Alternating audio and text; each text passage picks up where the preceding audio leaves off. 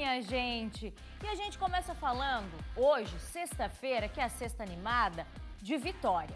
E a vitória é da seleção brasileira. Vou pedir, será que dá pra rodar aquela musiquinha pra gente? Tá no ponto, já será? Ou não? É a musiquinha, porque, ó, essa aqui, ó, quer ver? Jogadinha no Paquetá. Jogadinha no Paquetá. Balança o ombrinho, vai. Ó o ombrinho. Pessoal, porque esse é o clima. A seleção brasileira venceu bonito, jogando no Maracanã. Coisa linda, olha só. Jogando em casa com a torcida, o Brasil nem deu chances para o Chile. Afinal, era o Maraca. A seleção começou assustando. Em jogada ensaiada, Rafinha cobrou escanteio e Gabriel Magalhães cabeceou para a defesa do goleiro chileno. Na cobrança de falta de Rafinha, Casemiro, de cabeça, balançou as redes.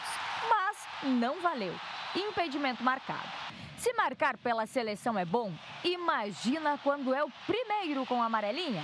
Rafinha chutou, o goleiro defendeu, mas no rebote o ex-Palmeiras Estevão meteu uma meia bicicleta na categoria e balançou as redes. Esse valeu, viu? Martinelli ainda tentou por 2 vezes, uma bola para fora e a defesa do goleiro. O segundo veio de uma jogada de Luiz Henrique, que, olha, foi linda de ver. Ele entrou na área, driblou todo mundo, cruzou e Lucas Paquetá, de cabeça, ampliou. Só faltou a dancinha, né? Mas mesmo sem dancinha, veio o agradecimento. E para fechar, numa bobeada da zaga do Chile, Luiz Henrique aproveitou.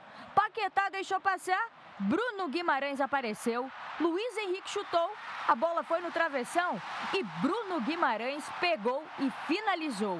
Ufa! 3-0 para a amarelinha. Na terça, o Brasil enfrenta a Bolívia, nas altitudes bolivianas. Vitória importante e tem mais um desafio pela frente. Mas agora, coloca de novo pra gente aí, produção, a dancinha. Porque a dancinha do Paquetá é no pezinho, então vamos aqui, ó. Só aqui, ó.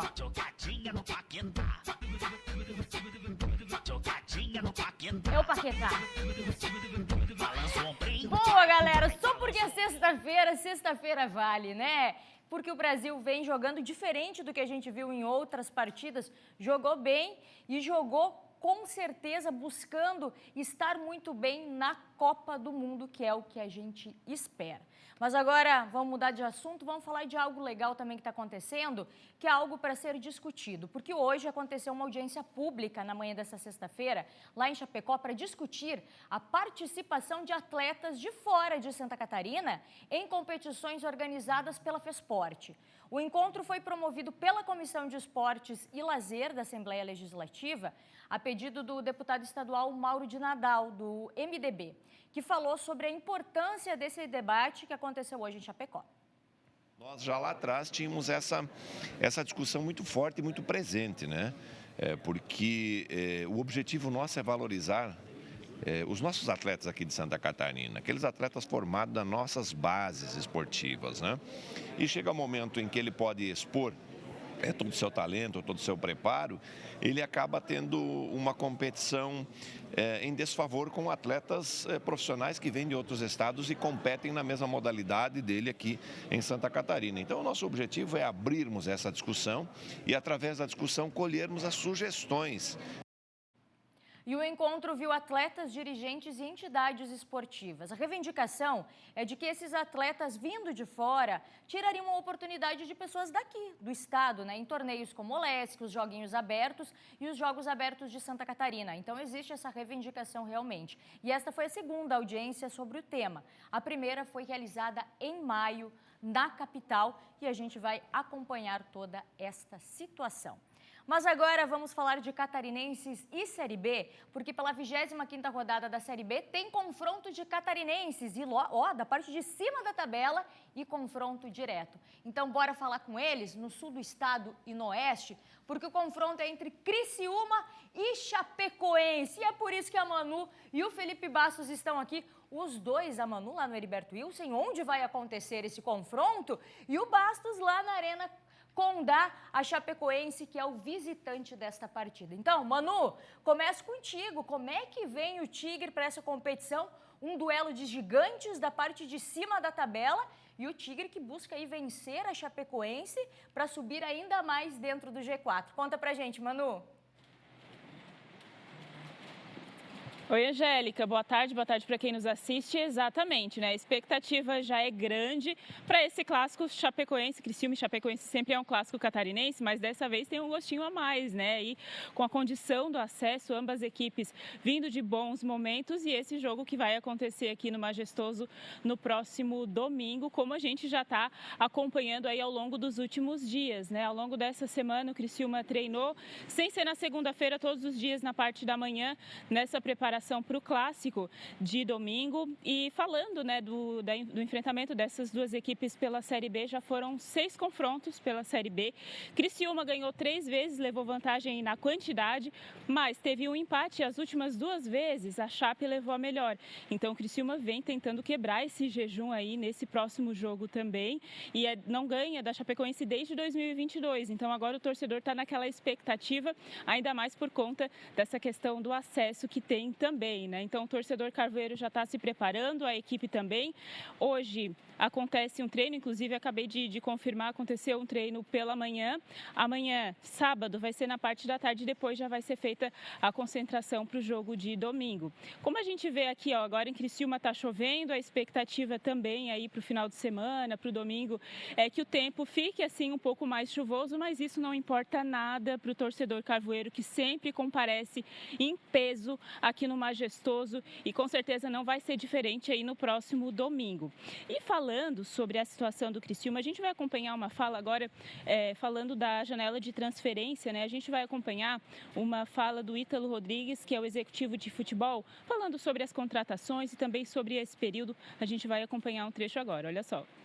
Nossa janela foi boa e ela só vai ter sido suficiente se a gente subir reconhecidamente, né? E assim, o que eu posso dizer? Que teve clubes que de repente investiram mais do que a gente, que tem uma folha muito maior do que a nossa, né? Vários clubes, e que a gente tem tido mais rendimento.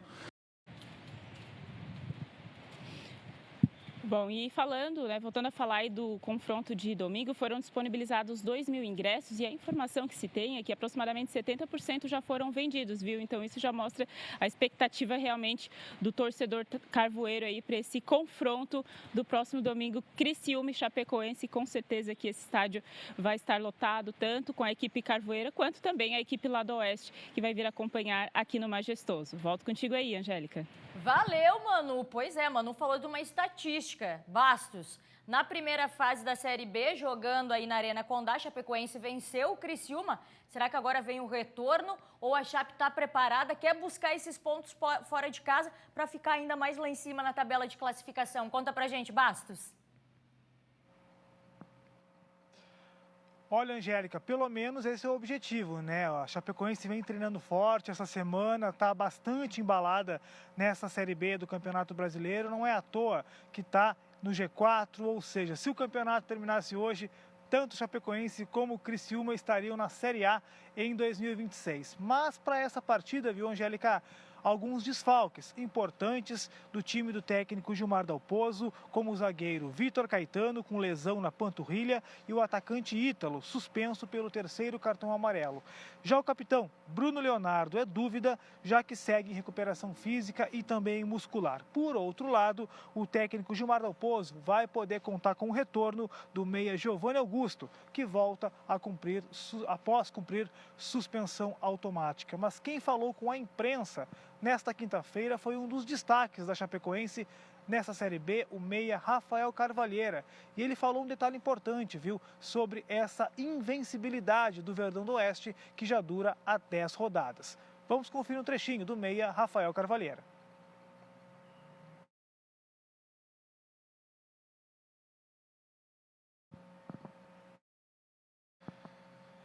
Pois é, então, né? A gente não tem essa sonora que a gente separou ali, mas ele falou sobre isso, viu, Angélica? Essa invencibilidade, 10 jogos, ou seja, que a Chapecoense não perde nessa Série B e a expectativa é muito grande, porque a Chapecoense trabalha para essa partida até um empate, para garantir um ponto fora de casa, para se manter no G4 e, quem sabe, lá no final do campeonato em dezembro, a Chape possa retomar ou comemorar o retorno à Série A em 2026.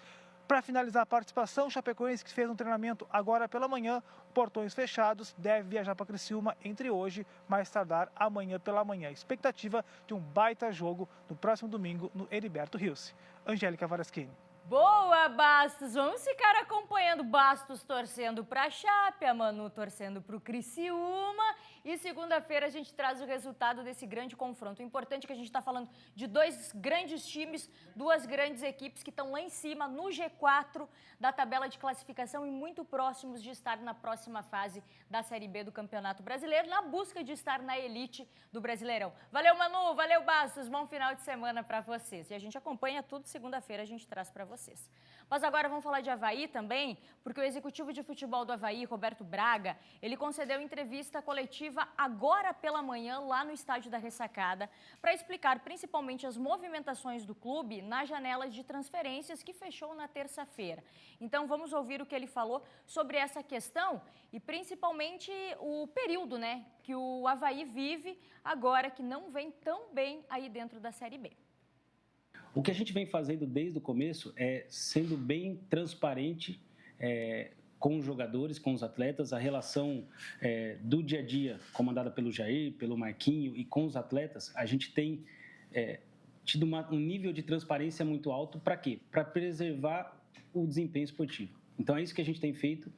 E o que tem acontecido até esse momento, na nossa avaliação, é isso. Realmente, os últimos 2 resultados não foram bons e a gente é o primeiro a saber disso e a se incomodar com isso, mas nesse processo todo nós também temos bons desempenhos. Tá aí. E mais do que ele disse, que a gente vai trazer na segunda-feira para vocês, é a questão do Avaí na Copa Santa Catarina.